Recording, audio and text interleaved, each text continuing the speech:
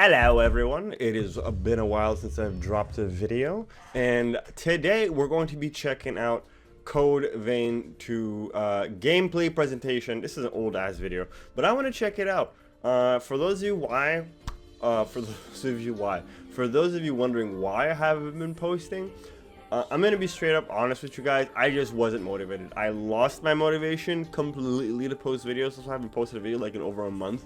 I think we're going almost on 2 months I haven't posted a video. And I just lost motivation entirely. But we're trying again. And we're going to try to stay focused this time, okay? We're going to lock in, and today we are checking out Code Vein 2 gameplay presentation. I probably said that in the beginning. It's okay.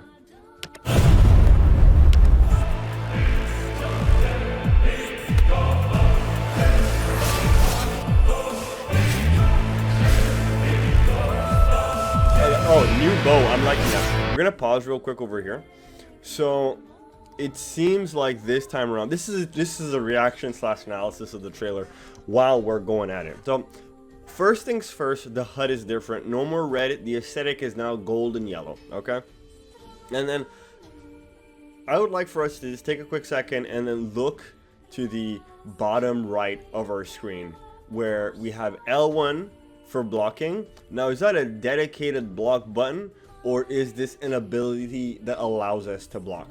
L2 is for the bow.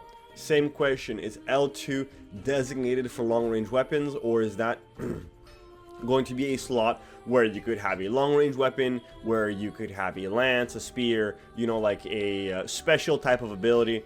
And then square is your regular combo. Now, as you guys may have noticed, there is a 0, a 1, and a 3 next to those icons as well. What does that mean? I'm not sure. Is that the number of uses you have before you have to cool down, or the number of uses you have before your you have to reset your stamina gauge? We don't know yet. I would doubt that you have a limited number of times that you can use your melee attack, so it might be an indicator of how much attacks you have before your stamina goes down.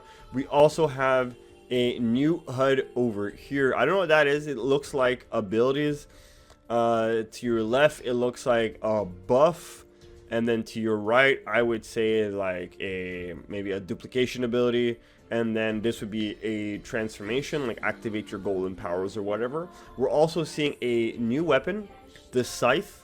However, I don't think this is a weapon. I think this is going to be a veil. You know, like in the first game where you have like the claw, the dogs, and the scorpion tail. So this sight over here looks like it's going to be a part of the golden veil. Wow, 16 seconds into the video is 3 minutes long.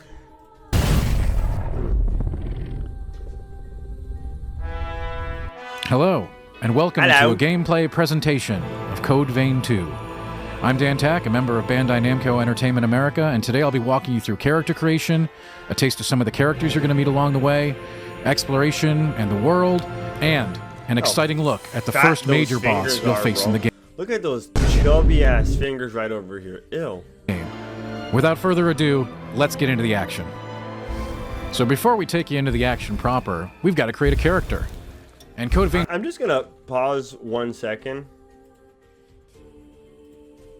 Let's get into the action. So that little hip movement, that little hip sway, looks infinitely better than what we were dealing with in Code Vein 1. Mind you, I enjoyed Code Vein 1. I got the worst ending, and I got the best ending. I only got 2 of the endings. And one of my biggest complaints about the game is that everything just looks so static all the time and so rigid. So to see that they have much smoother character animations from the very beginning is definitely something I appreciate.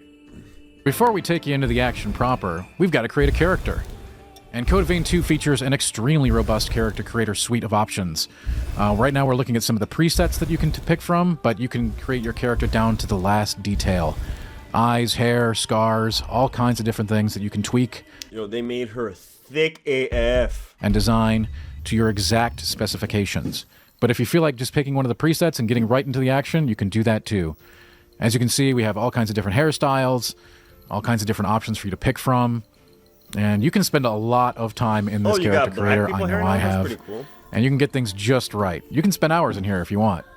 But you can also just take a preset. The presets are also awesome, and they come with some really cool outfits. But you can, again, it's not just setting your makeup. It's not just setting your eyes. You're going to be picking your outfit completely. Hats. Yeah, I would say one thing the last Code Vein was seriously missing was outfits.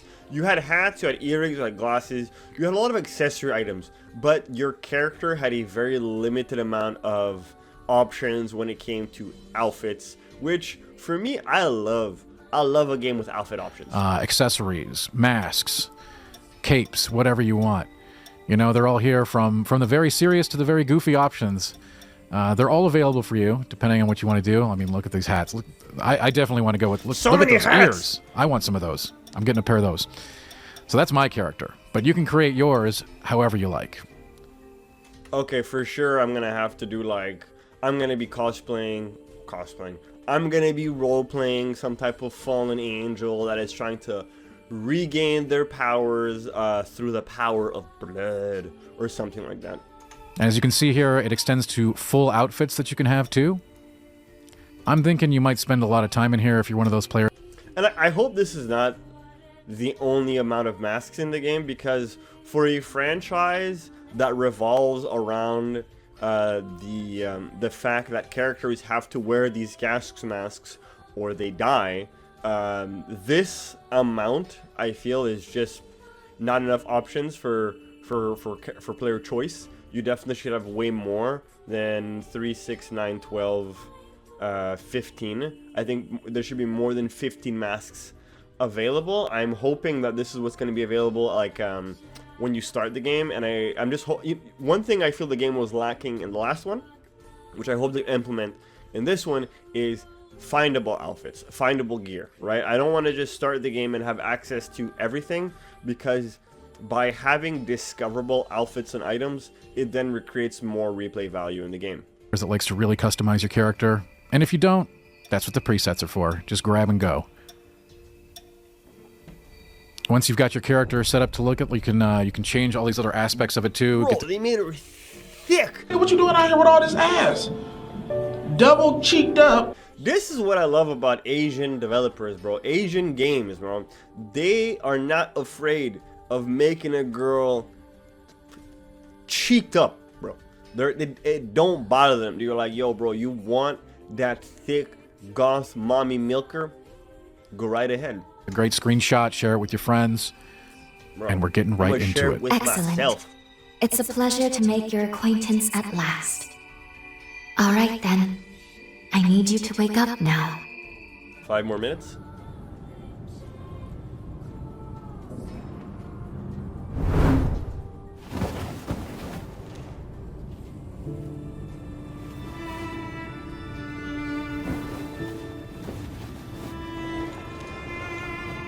Ah, you've come too. As I feared, the memories may still take some time to return. Forgive me, I certainly didn't mean to startle you. My name is Lou Magmel. I am a Revenant. Well, hello, Miss Lou Magmel. Bear with me, for this may come as a shock. You have died once already. Bro, I don't know what they be doing over there in Japan with the English voice acting. Why everything needs to sound so robotic. I assume it has something to do with like lip animation or whatever, but goddamn.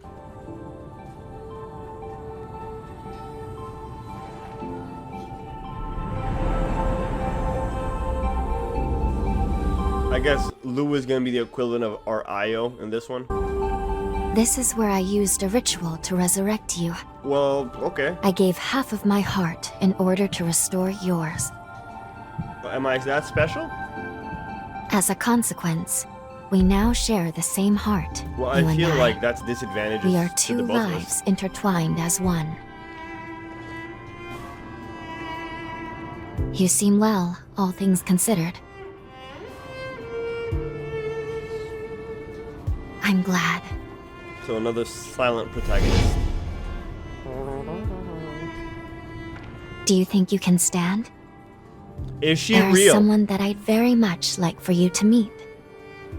Am I hallucinating? What?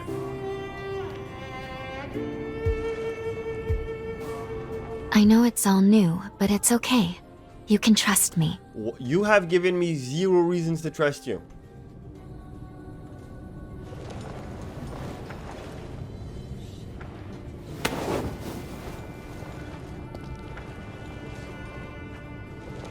Wait a second.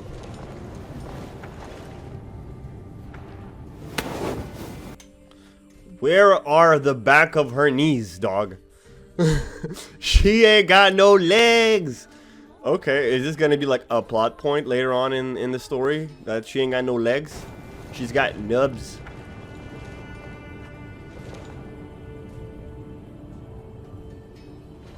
What, are people sacrificing body parts?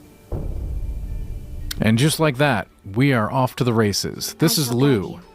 Lou is the first character in the game we're going to meet, and Lou is carrying a dump truck behind her.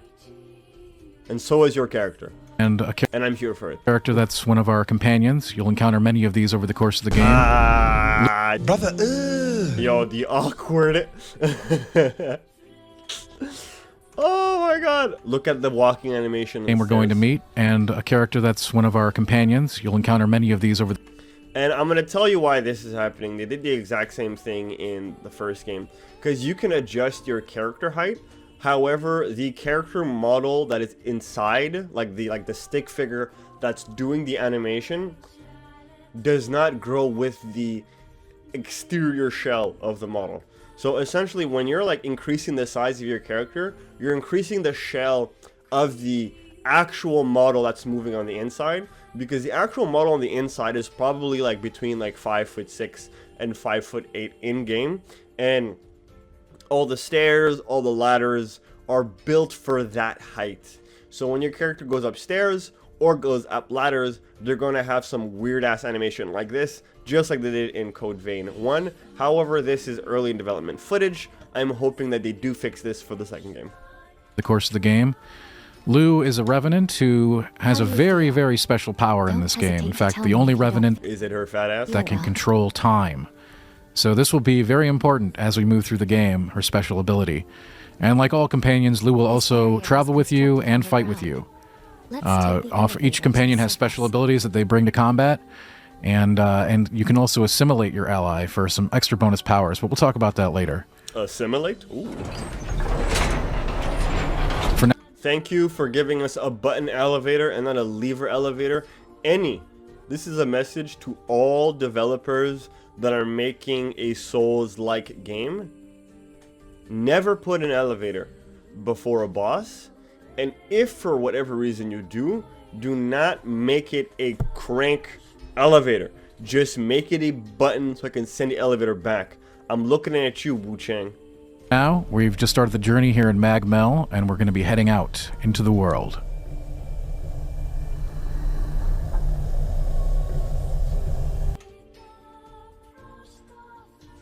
I see what you did there. So this island of Magmel is sort of a tutorial area for the player to get used to things before heading out into the greater world. So we'll get a taste of the action here. Is the tower on the hill. And you see we just picked up some flour there. You can find all kinds of useful consumables in the world that you can use to craft helpful tools and items. So obviously things like flour and other food items will help us make some tasty treats that might give us some bonuses, buffs, or healing. Conventionally known as enchantments, curses, and the like. Okay, so the ability on the bottom left corner over here, it looks like it's currently active. Just can't see what it's doing on screen. Or maybe it's flashing because it's ready.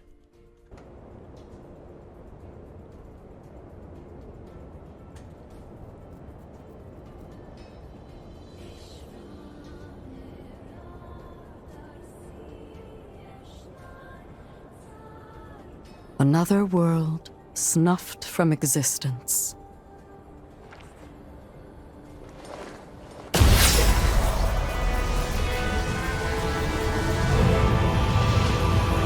Okay. Nani desu ka?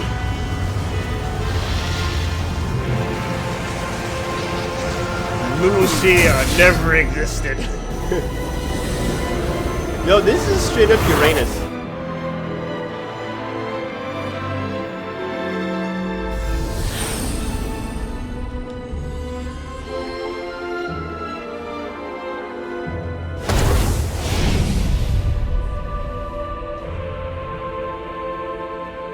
Luckily, the residents were all evacuated in Bro. time, thanks in no small. Is 2026 the year of the baddie in video games?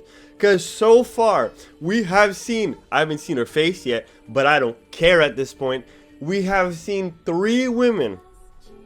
It has been 7 minutes, and they are all baddies. Thank you, Code Vein 2. 2026, guys, we're back. Part to your efforts. My name is Lavinia Rhoda. It is I who carries on the great Idris's mission and We are back, boys. Yeah, baby! That's what I've been waiting for! legacy.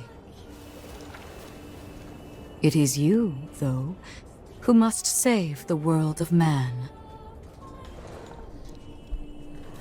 So these Lavinia and Lou are basically going to be your companions here at the beginning here to get you through this, the concept of we're going to travel to the past to save the present, essentially. It's a Code Vein 2 hinges on time travel as a huge element of it. So basically we're going to go to the past to save the future. Obviously. More or less.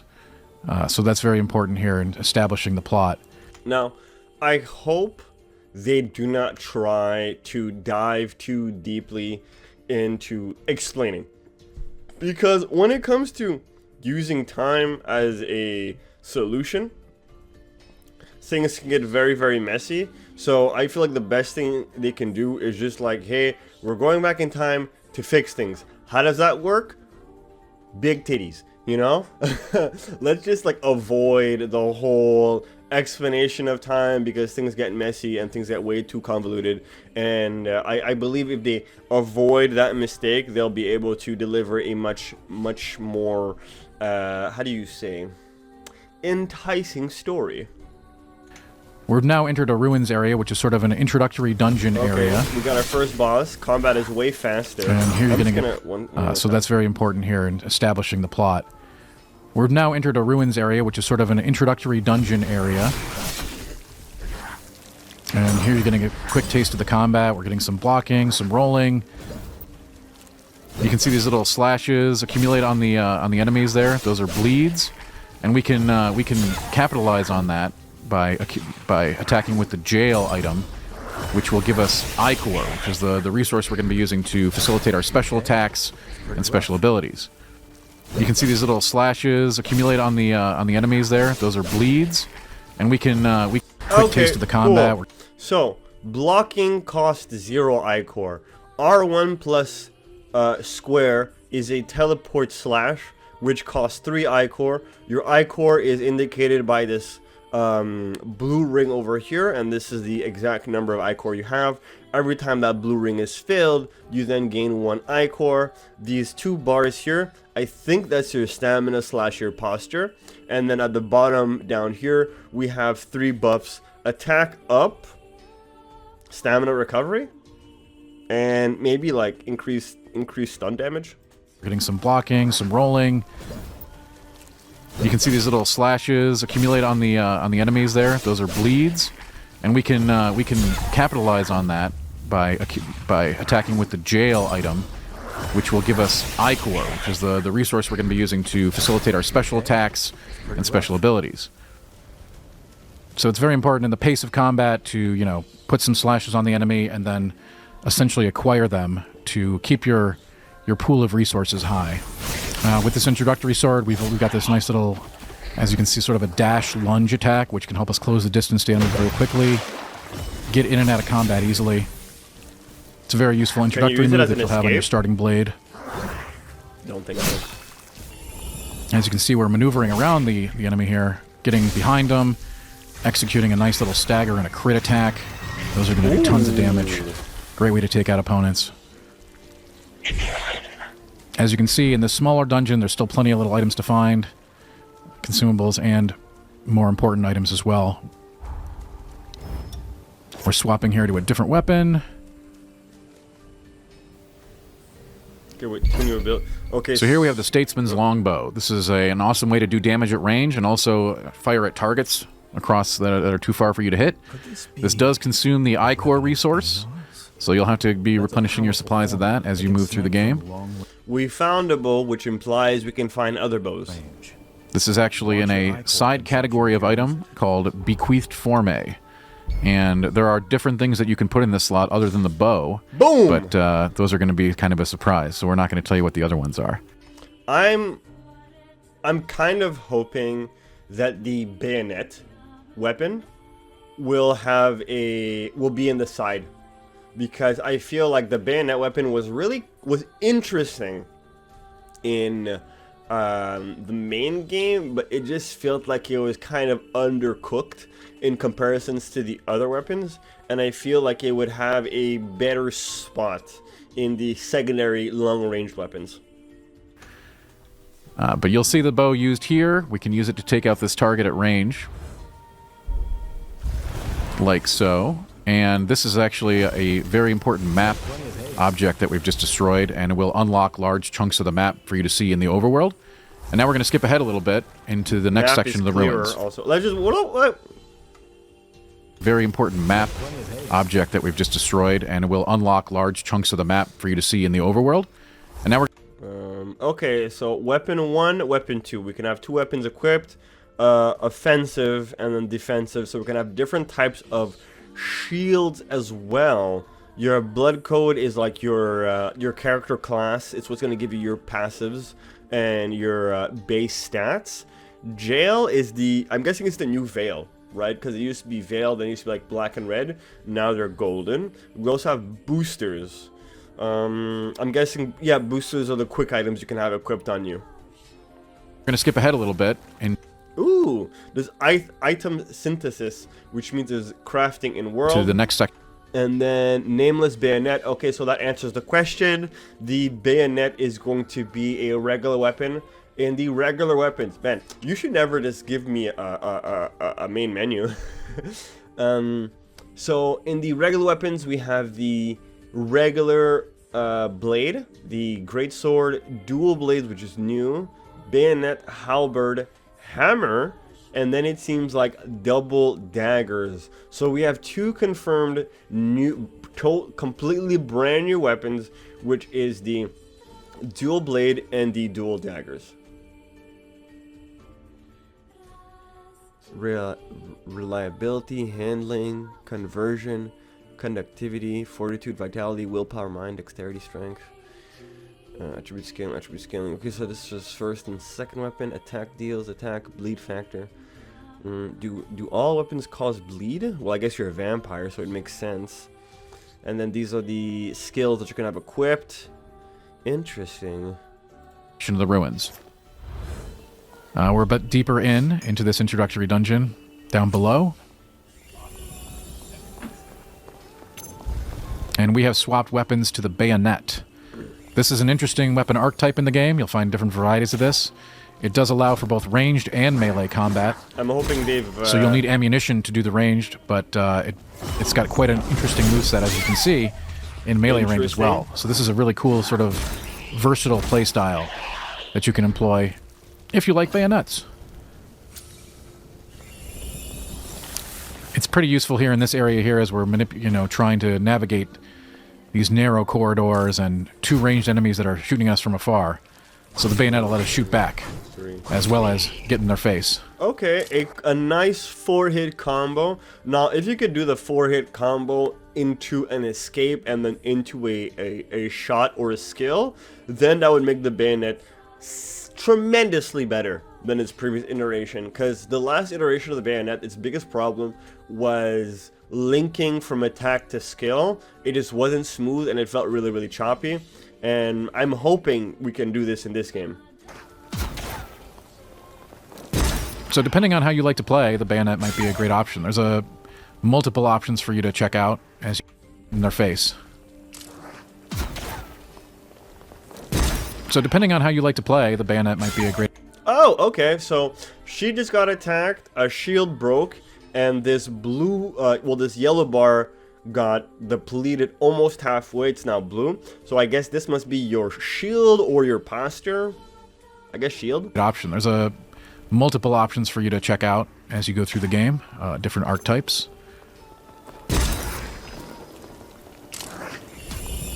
Of course, the bayonets, again, they do need ammunition, Bullets and ichor different. so we might have to reload here soon. As you can see there. And as you can see, Noah, our companion Noah, is talking to us right now, but you don't see him on the screen. That's because he's currently assimilated. So in this game, you're going to have a partner or a companion, but you can choose whether that companion is active and out on the field, or you're basically assimilating them to tap into their powers. So we're getting some bonuses, as you can see reflected at the bottom of the screen, being buffed by Noah. Yo, it's dual flying blades. That's insane. Right now, even though he's not out on the field. So if you like to play solo, or if you like to play with a companion, you can fit the playstyle to that. And now we've moved a little further along in the ruins. We're using the runic blades. Quite an unusual weapon, as you can see, sort of hovering behind us. It's a very unique playstyle. Bro. And now we've moved now, even though he's not out on the field. So if you like to play solo, or if you like to play with a companion, you can fit the playstyle to that. And now we've moved a little further along in the ruins. We're using the runic blades. Quite an unusual weapon. Oh, I'm a dumbass. Pardon my French. The white bar is your stamina, the blue bar is your health. As you can see, sort of hovering. Bro, you can use an axe kick with swords. Damn, what is that, bro?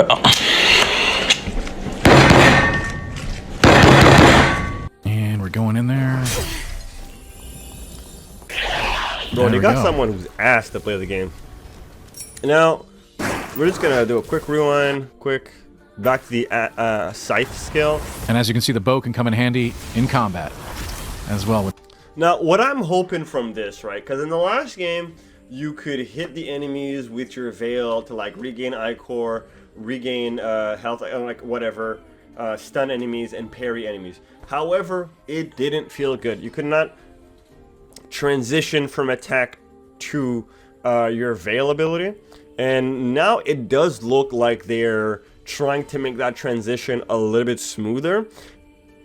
If they can pull this off, it's just gonna make the game click a whole new level of amazing, and I'm here for that because again, I like Code Vein. The only reason why I don't have like hundreds and hundreds and hundreds of hours in the game is because I feel like the game was missing a certain amount of smoothness in it, and it looks like they might be doing that for Code Vein 2. The quick flip. And we're going in there. There we go. And it seems like your veil is not going to actually affect what your character is wearing, which I like because I thought some of the veils in Code Vein 1 were really, really cool, like the wolf one. I really like the wolf one with the jacket and stuff. I just didn't like the wolf ability. So I forced myself to use an ability I didn't like just so I could have the drip. And yeah, in these ruins again, lots of little things to pick up as you go through. So here we are. Now we're heading to the first major boss of the game. And as you can see, we've got our partner Noah with us to help on this fight. He'll be trying to take some of the boss's attention, doing some damage. Every partner has their own special abilities and attacks that they bring to the table. So really handy to have during these big boss battles. But of course, you're still going to have to be doing quite a bit of dodging, blocking, getting in there, and learning the boss moveset as well. You can see we've accumulated quite a few bleeds on the dejected assailant here. So once you've got an enemy nice and bleeding like that, you know, you can capitalize on that with the jail item, which we haven't talked about a whole lot. This is an auxiliary weapon type, and it comes in different forms. So you probably see one of them coming up here as we capitalize on what we've done to him. Getting some heals in.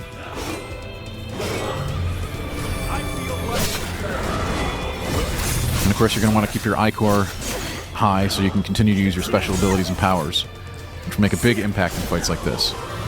can see we've got a stagger on there. Now we're Okay. going to execute an attack with our jail. It gives you an AoE attack, sort of a cone attack in front of you.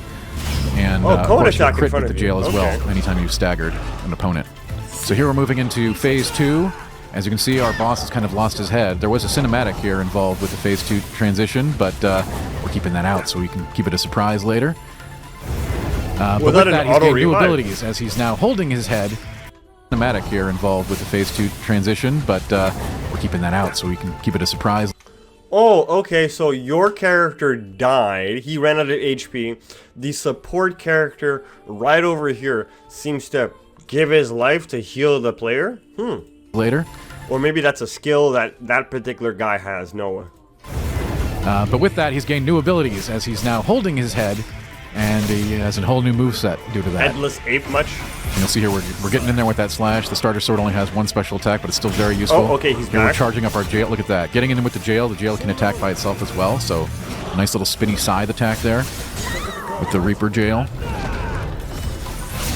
And the jails come in different flavors, so depending on your playstyle, you'll pick one that fits the situation.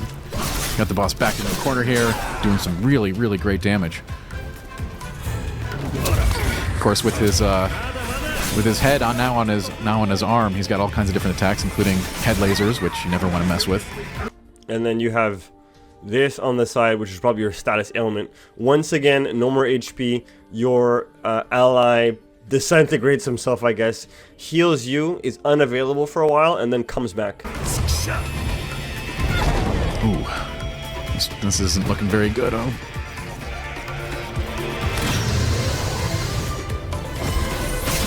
Oh.